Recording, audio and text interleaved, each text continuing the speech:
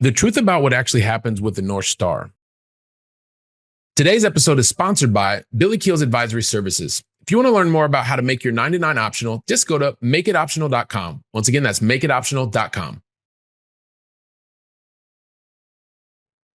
The truth about what actually happens with the North Star and taking action is really for the person who is out there, you're listening, you're just like me, you're the recovering perfectionist, or maybe you're in this moment of perfection and a perfectionist tendencies, and you believe that you have to have 100% of every single thing figured out before you take the next step.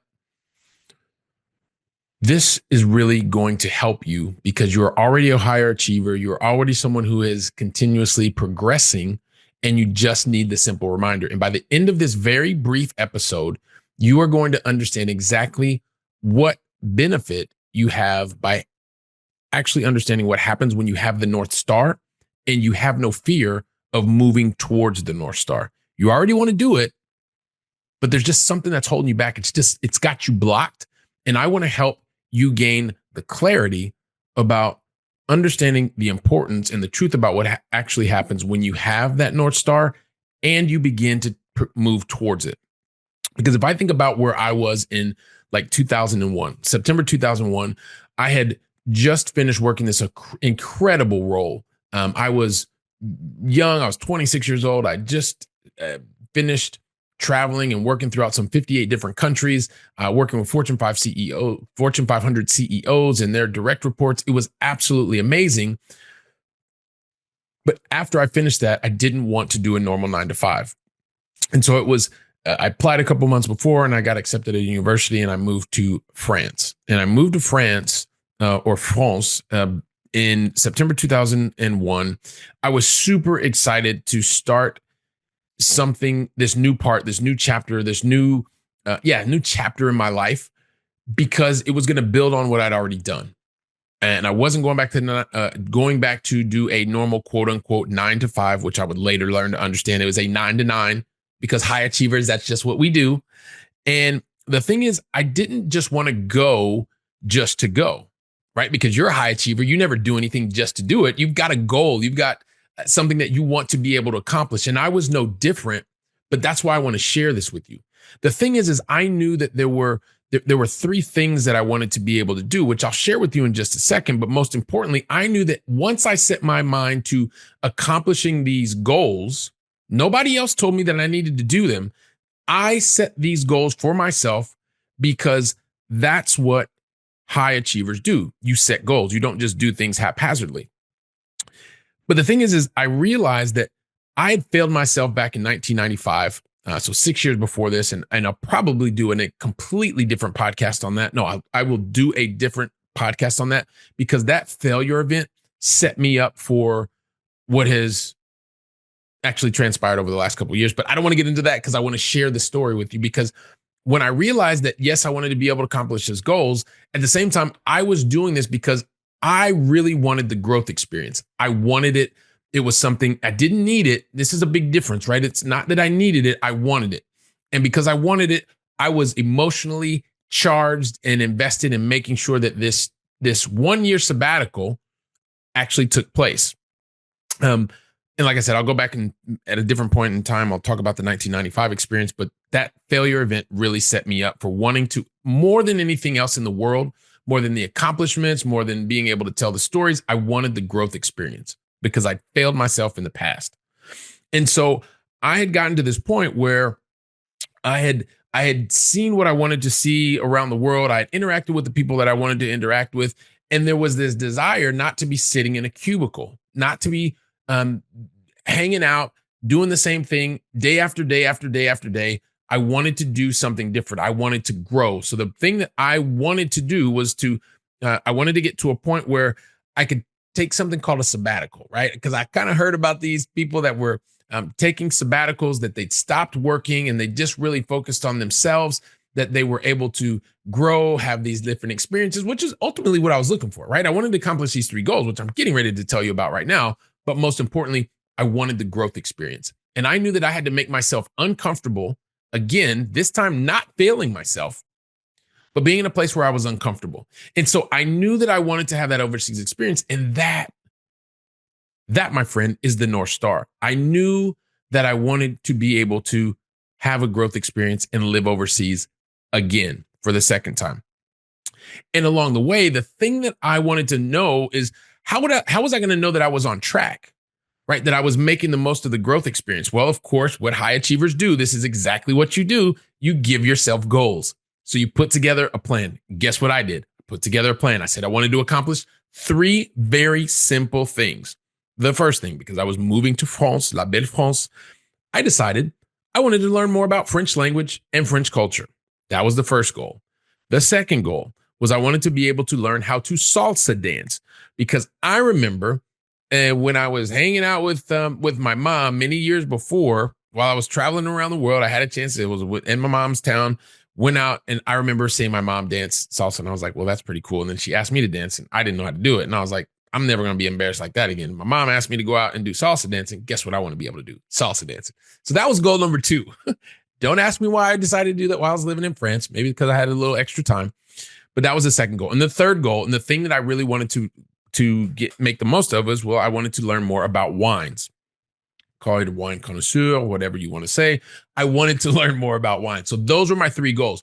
The North Star, keep in mind, was I wanted the overseas growth experience.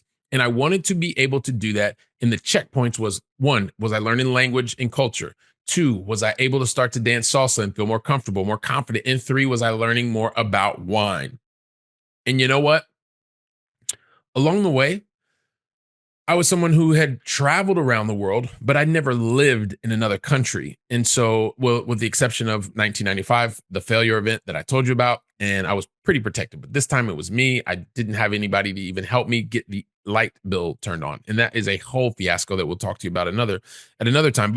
But the challenges were real, right? Because I was living in a new country with a new language that I didn't know, I didn't speak, and I was all by myself because I knew absolutely no one.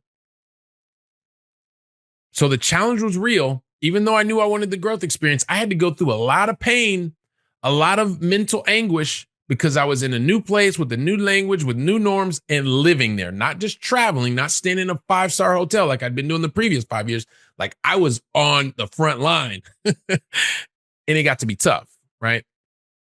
But here's the thing.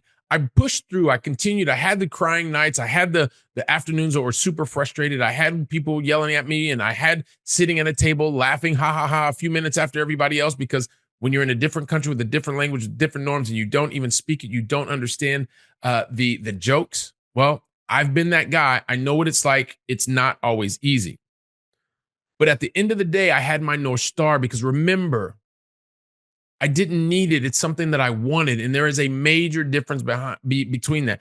I could have taken the path less traveled, or mostly traveled.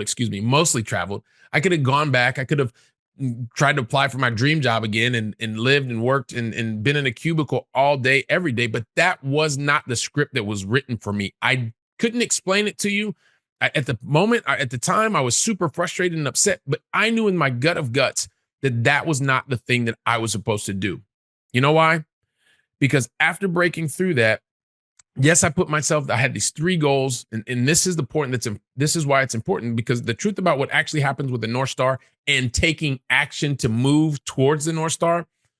Now, I said I wanted to accomplish all this stuff in 12 months. Well, the reality was I didn't speak French fluently in 12 months. You know what? Here's a surprise. I didn't even know a lot about the French culture. I knew a lot more about the Parisian culture. Hint, hint. If you've been overseas, wink, wink, you know what I'm talking about. So I didn't accomplish that.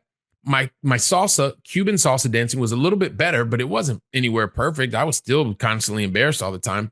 And you know what? The wine tasting, I definitely got a lot of experience. I don't necessarily know how much closer I became to becoming a connoisseur, but the reality was I moved towards those goals. I didn't accomplish any of the 3 of them in the 12 months that I thought I was going to accomplish them. But here's the thing. I made massive progress. I had lots of failure events along the way. I had lots of frustrations, and I did not even take the exact same path. I didn't get to the goal. I just mentioned it to you. But the growth experience, when I look back on the 12 months, I enjoyed it so much at the 6-month mark that I decided, hey, listen, I'm going to start to re-engage with some of those contacts that I met before and start to see what possibilities I could do to actually stay here, stay in Paris is what I wanted to do. Learn more about the French and Parisian culture, learn more about perfecting my language, and then also get to the point where I was having a glass of wine or two more so that I could understand a little bit more about the wine and the aromas and all that stuff so that I could also continue to dance salsa. You're thinking to yourself, Billy, what does all this have to do with me in my corporate role and being where I am? Well, here's the thing. I didn't accomplish the goals, but I made progress. I made massive progress, but I had to take a look back after 12 months and realize my Spanish had greatly improved. My French had greatly improved. I'm still thinking about Spanish because this has been such a long time later, but my French improved. I felt comfortable picking up, having a conversation, getting into a point where I was going to start to sell over the phone. I was getting prepped for that. I got to a point where my salsa dancing, well, you know what? I was out there dancing every night, not all night, but a lot of the night. And I started to feel much more comfortable, much more confident. And yes, I started to understand more about the wines because that experience has since helped to continue the growth experience. And that growth experience and that North Star that I was moving towards, well, now, you know what? Not only has it been one country, there's been 2 additional countries. I lived in Italy, lived in France, and I've learned 4 additional languages, and also have been able to be in a point of my life where got wonderful children and have been in a point where also too have had a successful corporate career, not perfect by any means, but I really, really enjoyed it. I got to a point where also too being able to start my own business, have a podcast that's in the top 1.5% of podcasts globally. I didn't have any idea that all this stuff was going to happen. But what I did know is that I had a North Star and I wanted to move toward the growth experience and checking off those 3 points. So here's the thing.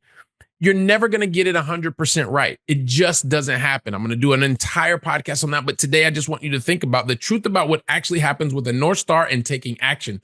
You will progress. You will grow. You will look back on today's you and say, thank you so much for having the courage to actually move towards a North Star. It's going to be amazing. And you know what? You know somebody else that needs to hear today's podcast. So do them an absolute favor. Take today's episode, share it with them, and then afterwards get on the phone, talk to them about what you've heard here. Talk to them about how this is affecting your life so you can go from theory to practice. Make it real. And while you're doing that, guess what I'm going to do? I'm going to be right here. I'm going to be preparing for the next episode. So until then, go out and make it a great day. And thank you very, very much. Today's episode is sponsored by Billy Keels Advisory Services. If you want to learn more about how to make your 99 optional, just go to makeitoptional.com. Once again, that's makeitoptional.com.